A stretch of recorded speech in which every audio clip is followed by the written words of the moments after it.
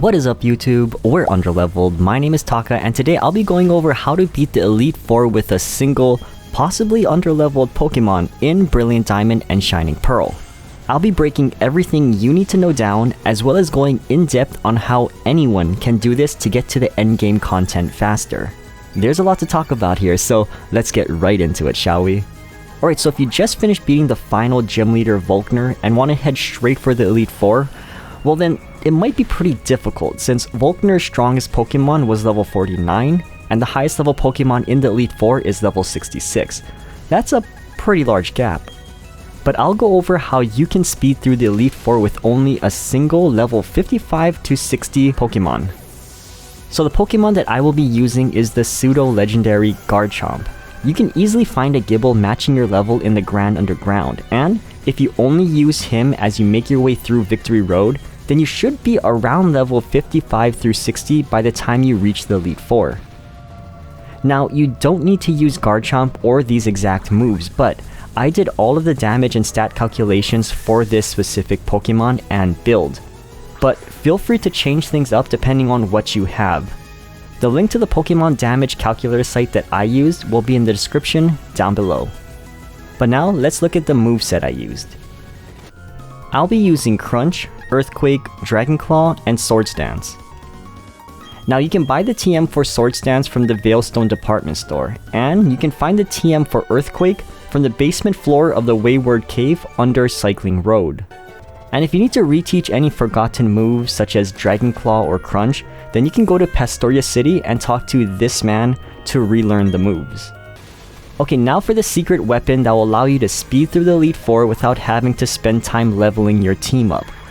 Well, except it's not really a secret, as this tactic has been around since the original Red and Blue games. Yes, we'll be using battle items. We'll be stacking battle items on our Garchomp until he's unstoppable, and we'll be able to one-shot every single Pokemon in the Elite Four.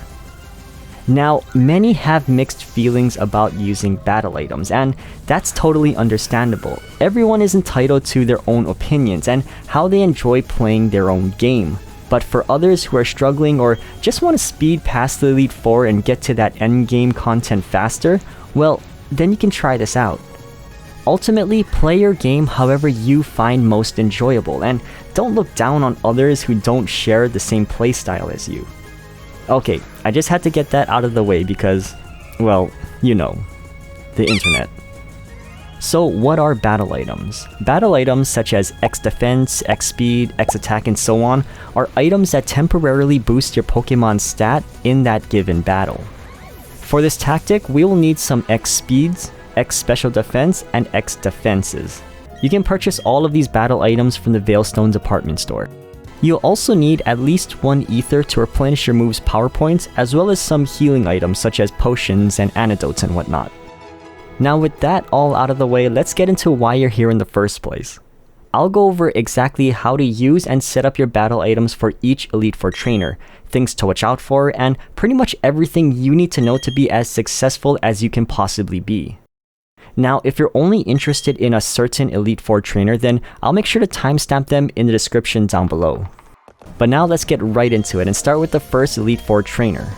In my background gameplay, my Garchomp is level 63, but I have done this with a level 55.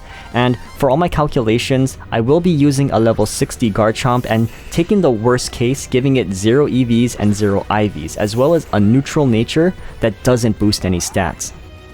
So your numbers may vary, but this would be the base number for this level. Now before the match, I do suggest having him hold a Pecha Berry, and I'll go over why in just a bit. But let's start the battle.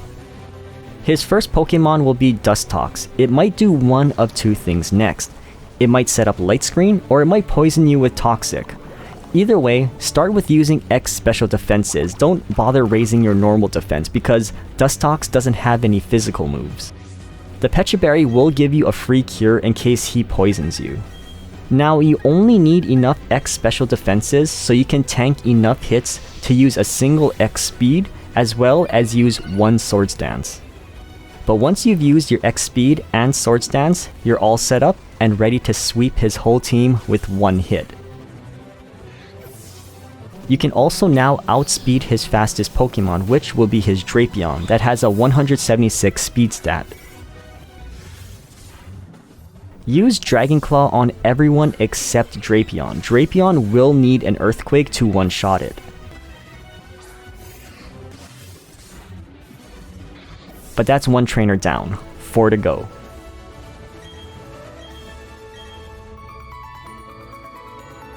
Next is Bertha. I also suggest holding a Pecha Berry because her Quagsire also knows Toxic, and you can bet that it will spam that move. But it's going to be just like before, except you might also want to use some X defenses with X special defenses because it does no Earthquake. But the good part about all of her Pokemon is that they're very slow, and because of that, you don't actually need to use any X speeds. But she makes it up by having tanky Pokemon, so you will need a couple more Swords Dances.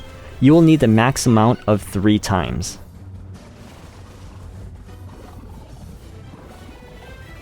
It will take slightly longer, especially since she will spam Toxic, but once you finish setting it up, it's time to sweep her team. Even with her fastest Pokemon Golem having Jolly Nature and Speed EVs, its speed stat would only still be 111, and your Pokemon can naturally outspeed it, but her Golem does have the Sturdy ability, so you cannot one-shot it. But that's why we use the X defense as well. All of her attacks should only tickle you, so once Bertha runs out of full restores, you can take out her Golem. You can one-hit KO her Sudowoodo and Whiscash with Dragon Claw, so save up your Earthquakes. But that's all for Bertha, on to the next trainer. Next will be Flint, and probably the most irritating trainer.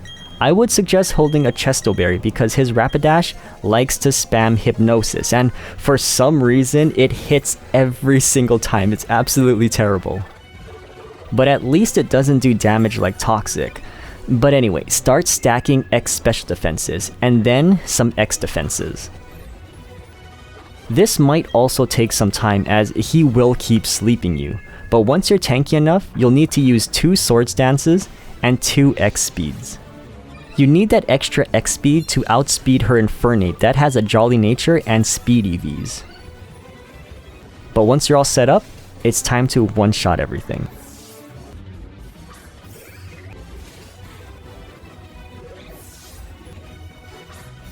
Just use Dragon Claw on all of them except Steelix. His Steelix has the highest defense stat out of all the Elite Four Pokemon, but with a single Earthquake you will be able to defeat it.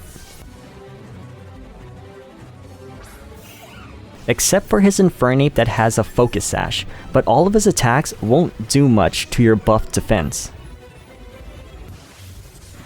So with that out of the way, on to the next trainer. Now, this battle might be the scariest. Just make sure to save before starting the battle, and I'll go over why in just a bit. But I suggest holding something like a Citrus Berry.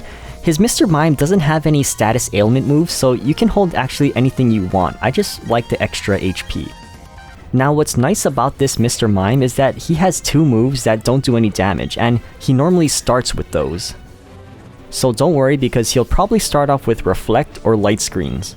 Just focus on stacking those X special defenses only. You don't need to use any X defenses because he doesn't have any physical moves. What you have to look out for is his Dazzling Gleam. It being super effective isn't the problem because after a few X special defenses, it should only tickle you. But if his attack were to crit, well, when an attack crits, it bypasses all of your battle items and does full damage. That's the only scary thing about this tactic. It only happened to me once, but it is something to watch out for.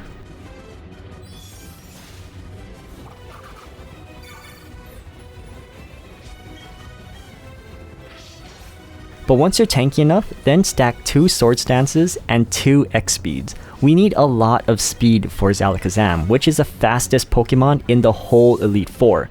But with 2 X speeds, it'll be more than enough to outspeed it.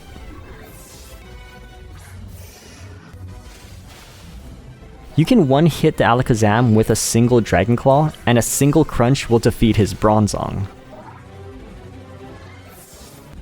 Earthquake will one-hit everyone else. Now onto the champion, and oddly enough, the easiest out of all of the Elite Fours for this tactic, and I'll show you why it's the easiest. Now Cynthia will start off with Spiritomb, which is perfect because she loves to spam Sucker Punch, which will do no damage since we're not attacking her. So just stack up on X special defenses only, since her Spiritomb has no physical moves. But once you finish using your X special defenses, you'll need the full 3 Swords Dances and 2 X speeds to outspeed her Garchomp's 212 speed stat. But now that you're all set up, you can now sweep her team. Her Melodic does have high defense, so we need those full 3 Swords Dances. All of my numbers don't take leveling up into account as well, but you should have at least leveled a few times by now. Which will cause your Earthquake to have a 100% chance to one-hit KO it, as well as all of her other Pokemon. You can go ahead and use Dragon Claw to one-hit her Roserade and her Garchomp, and the rest can just use Earthquake.